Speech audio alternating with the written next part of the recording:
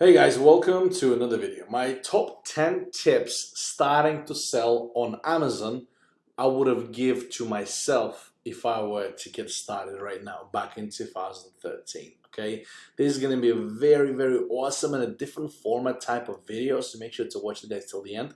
I want to give you guys simply the tips that will really help you grow, and I'm giving it in a different format. If you can see here guys, at the top left corner in the URL you will see a phrase, just get started. That's going to be a first tip for today, and there's going to be 10 given throughout this video, guys. Okay, make sure to watch till the end, guys. Like I've said, subscribe and like this video. Subscribe to my YouTube channel, guys. Also, if you want to receive my free Amazon FBA guide, make sure to comment word guide below this video. Just comment word guide. I'll send you my private Amazon FBA tutorial for both USA and the UK markets to start selling on Amazon completely for free. It's a private video, guys, that you will receive from me. Okay, so let's get started, guys. Let's get going. Also, guys, for private mentorship, my Amazon Mastery program is available by clicking the link below this video. You'll be able to go and check out all the information there. Standard VIP package, the private support, private Telegram chat for the students, my personal help, step-by-step course videos. You can go and do it in your own time whenever you want, guys. Okay, so let's get straight into those tips, guys. What will I tell you guys? What would I tell myself if I were to get started, guys? And I'm also preparing a very cool video very soon on how I lost over $10,000. It was like actually close to like $25,000 to be honest, about 18,000 British pounds on buying wrong inventory. That's coming out on my YouTube channel, guys, in about a couple of days as well, so make sure to follow it, okay? So yeah, guys, let's get started, guys. How do you get started with selling on Amazon? What are the tips? Okay, the first one, so obvious, just get started. Pay attention in the URL at the top left. You just need to go and make a start, okay? Most people are stuck on the procrastination page. They are basically not willing to take actions, okay? Not willing to do anything, and they just use the common, the common card, the same card. Or I can't be, I don't have time. I wish I had time. All this BS. You will find time if you really want to do something. You will find time to start your own business. You will find time if your reasons are going to be severe enough for you to do it, okay? If your why is going to be strong enough, you will go and find that time to make things happen. Simple as this. You just simply need to have a good reason. If you don't have time, you're just lying to yourself. We all can find time for a workout. We all can find time to start a business. We all can find time for a family, for friends, and etc., guys, okay? And I'll tell you what, guys, most people are stuck in the routine lifestyle, doing 9 to 5.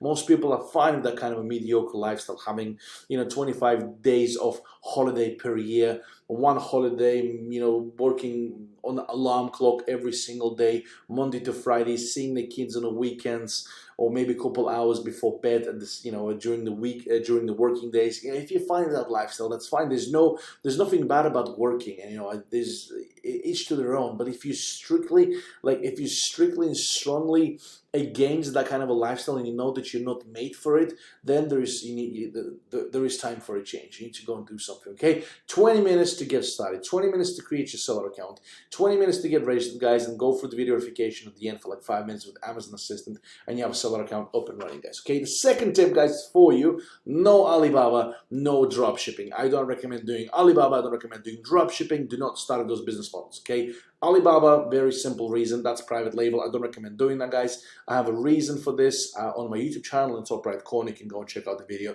that I've made about private label. It's a 10-minute video speaking about private label, why I don't like it, why I'm against it, why I gave you the reasons why you shouldn't be doing it. You can make money with it, guys, but it's not a model for a beginner.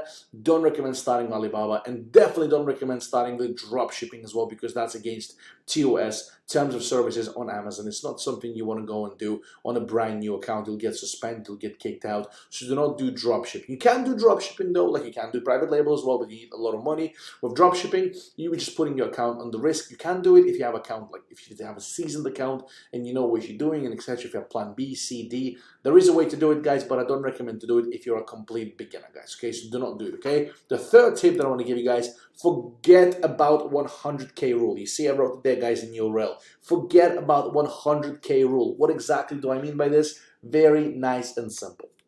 There is a myth, not really a myth, it's just a saying, a rule, kind of rule of thumb going on around the e-commerce, specifically about Amazon FBA, about reselling, that you just strictly should follow the products that are going to be under 100K rank. This is BS. Scroll down, guys. Look, we have different categories, different ranking for every market. Okay, so we got USA, we got Canadian here, Mexican. You can use this sheet, by the way, guys. It's free. So let's say we got the American Amazon here, guys. Okay, I know a lot of you guys are from UK here, so we can go and use UK as a reference. That's fine. So we got UK categories. Okay, we got UK categories here. We got different things. We got home and kitchen, 39,491,000 products in home and kitchen, guys. Okay, 39,491,000. One of the biggest categories out there. Okay, whereas a category like automotive, or like, let's just go for baby products. Baby products has a ranking of 2,078,000 products available, guys. Okay, so they tell you if you stay, as long as you stay under 100,000 rank, the product's going to be selling. This is not exactly truth. For home and kitchen, guys, you will have 100,000 that is in top 1% of the category. Sorry, top 0.5, because look, 197,000 is top 0.5. So top 100K is like 0.25. So that's a good selling item. However, we go for everything that is under 1%, even under 3%. Under 1% here is almost 400,000. So you can go and buy products in a home and kitchen if the items are ranked 250, 370, and etc. All this stuff, guys, is just, falsification. They give you all this information. Like, you should understand how the sales rank works. Whereas in the baby products, if you go for 100K rank, you are going to be in the top 5% of the category. The less products there is in a category, obviously the lesser of a number of a rank you should want to go for. So 100K is not going to work for baby products, but it's going to perfectly work for home and kitchen. You're going to be actually you end up buying the 100K ranked products and baby products, and they might get stuck and etc. guys. So that's really bad advice. Each category has to be specified and followed for the specific rank that you want to be selling under, guys. Okay, I typically use top 3%. We even sell in top 5% as well, guys. Okay, so forget about the 100K rule, guys. It doesn't exist. You should follow the percentage of each category and the number of the actual percentage in the table, guys. Okay, the next thing, guys, look for a pink line on Keeper. Here we got the pink line on Keeper over here. This is very, very, very, very important, guys. By the way, guys, if you're getting tons of value, this is some good free information. Make sure to like this video, guys, and make sure to subscribe to my YouTube channel, guys, as well. This is very, very, very important, guys. Okay, so pink line on Keeper here. This basically shows the average price, the average buy box price on Keeper, the average buy box price on the actual listing. You can do it by 3 months, you can do it by a year. This pink line shows you, we can just disregard all the other stuff like sales rank and etc. You don't need this, guys, right now. So the pink line strictly shows you the average selling price of an item, and you can predict on what kind of a price it can sell and what are the kind of fluctuations it has, supply and demand, and etc. guys. Because a lot of the times what happens is, people buy products and they go on the listing and they arrive, the products arrive after 2 weeks of buying a product, and they go like, oh, my price being tanked and etc. I didn't know how to, I didn't expect this. There was all competition, etc. guys. The price does not tank out of no reason. Nothing is happening without the reason. You should understand that, okay? So there is a tanking of the price. That means there is a high demand. There is a high supply, and obviously there is more sellers on the listing, okay? And you can also track this by looking at the actual data, historical data on the actual product and how the item was behaving in the buy box over the specific period of time, guys, okay? This is something you really need to go and pay attention to, okay? Very, very, very important. Pink line Keeper, 3 months, better check it through 1 year. That's my recommendation, guys, for you, okay? So next thing is, guys, don't overbuy products. That's my tip number 5. Do not overbuy the product, guys. If you're paying attention, that's a profitable item I'm showing, guys, to you right now. It's a USA item, but still, okay? So do not overbuy the products. This is actually a mistake I've made myself, and that's actually what the video is going to be all about very soon. One of the reasons, one of the things that I've done, I've been overbuying the same products, and they just ended up being stuck for some reason, or they stopped selling so well. I mean, there are reasons when you're analyzing the products, when you're knowing what you're doing. You can eliminate this. You can literally mitigate all these things, guys, completely, guys. But do not overbuy one item. Like, stick it to like 10 to 20 quantity. Have more products, more variations, more SKUs, more products, less quantity. Diversification is the key, guys. Do not go deep into an item. You're not doing private labeling, guys, at the end of the day, guys. And that's another reason that private labeling sucks, because you are putting pretty much all your eggs into one basket.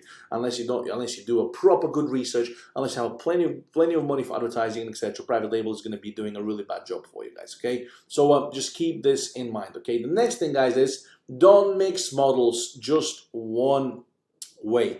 Do not mix models. This is very, very important, guys. Okay, so you can disregard this little photo I found here, guys, in the right hand corner, because it's actually not really true about pros and cons of online arbitrage. Sorry, it's actually showing online arbitrage and retail arbitrage. I thought it was showing wholesale at one point, but yeah, guys, this is I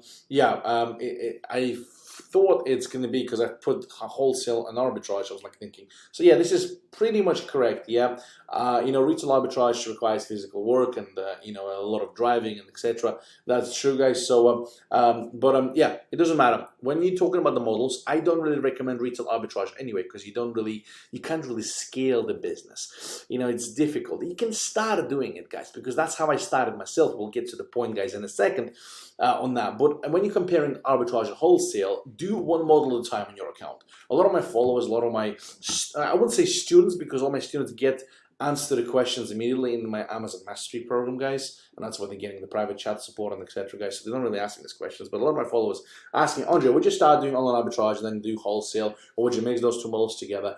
Do one model at a time, guys, because one model, like they can, basically online arbitrage can jeopardize your entire Amazon wholesale business, because you need to understand that arbitrage is not a 100% safe model. If you don't know what you're doing, if you don't know how to pick the products properly, you might end up selling a wrong product with a potential IP complaint on it, and you get an IP complaint from the brand, probably going to get listing removed, and that's it, and just walk away and just continue selling other products you have. But you might end up even having your account suspended and getting in trouble, guys. Never seen actually anyone getting suspended forever with arbitrage. It's really very difficult to do so, unless you have 20 violations in it, and you don't know exactly what you're doing, you don't know what listings you should be going under, what products you should be selling, and etc. But arbitrage is not 100% safe. Wholesale is 99% safe. There's never a 100% guarantee on Amazon, by the way. I'm just telling you the truth, guys, okay? But wholesale and arbitrage, you don't want to be doing arbitrage and wholesale on the same account. I do arbitrage and stick to arbitrage. And if you feel like you want to move yourself to wholesale, go and do wholesale, because you have budget, you opened up a company and etc. You have means to do wholesale. Go and do wholesale and leave out arbitrage completely. That's my recommendation, guys. But do not mix two models at the same time, okay? The next thing, guys, we're going to move to the most important part of the tips. Stop saving money on tools and save your time instead. That means, guys, if you can, go and invest money into the tools. Go invest money into the instruments that are going to help you scale the business. Tactical arbitrage is an example of a tool I highly recommend, guys, to find profitable products. There's also a way of getting past the tools as well. You can buy my OA deals, my done for you arbitrage products, where we provide you 100 products per month. You don't have to pay for tools, you don't have to pay for virtual assistants. You don't have to do your own research. We do all the research for you. Just pick and buy. That's how it works, guys, okay? See what works for your store, see what's good, see what's not good, and you just pick the products from my sheet and you just kind of take it from there, guys. Okay, that's Always Deals. The link is in the description of this video, guys. I will also have a YouTube video coming up on this service very soon, guys. I've actually been running it for a while, okay? But the point is, you should stop saving money on tools, stop saving money on yourself, because time is everything, guys. Okay, at the beginning, I used to do a lot of manual research, and I was doing it for quite a while. Considering I was also making money, guys, I was cheap to invest into myself, and that's a big problem, guys, okay? The point number 8, the tip number 8, guys, prep center, but better don't do your own prep and pack, okay? Let me show you guys myself. This is a picture of me doing my prep and pack back in the days, doing retail arbitrage, doing online retail arbitrage, doing a mix of both. I was doing some RA, and I was also doing I was doing some online arbitrage as well, together with RA. So online arbitrage and retail arbitrage kind of together. And you can see me holding my Samsung S5. I still actually have it here, guys. I'm probably going to find it for you, probably even make a post with my phone. I mean, it's been there for 6 years. I've not been turning it on, guys. And then before I switched to iPhone a year later. And don't like Android, by the way. iPhone all the way for me, for business and stuff. I know for playing games and etc. probably Android. Anyway, guys, getting sidetracked, okay? But yeah, this is me doing literally my own prep and pack. You can do it at the beginning, but I would recommend to outsource it to the prep center as soon as you possibly can.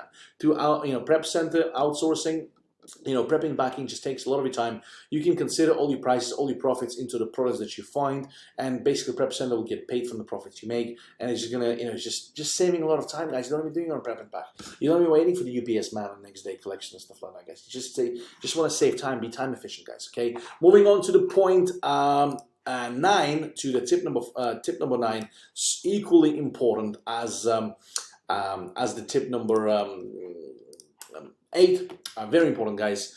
Again, mentors. This is very key, guys. This is so important, guys. Let me give you a bit of a backstory, guys. When I was learning how to do like online business, like starting in 2013, I was promoting this company back in the days. I'm not going to mention any names. I think they're down already. But the company told me how to do dropshipping and etc. And I was promoting. I was doing affiliate marketing. There's one guy approached me, said, "Andrei, give me like you have to spend, you have to invest money into my time.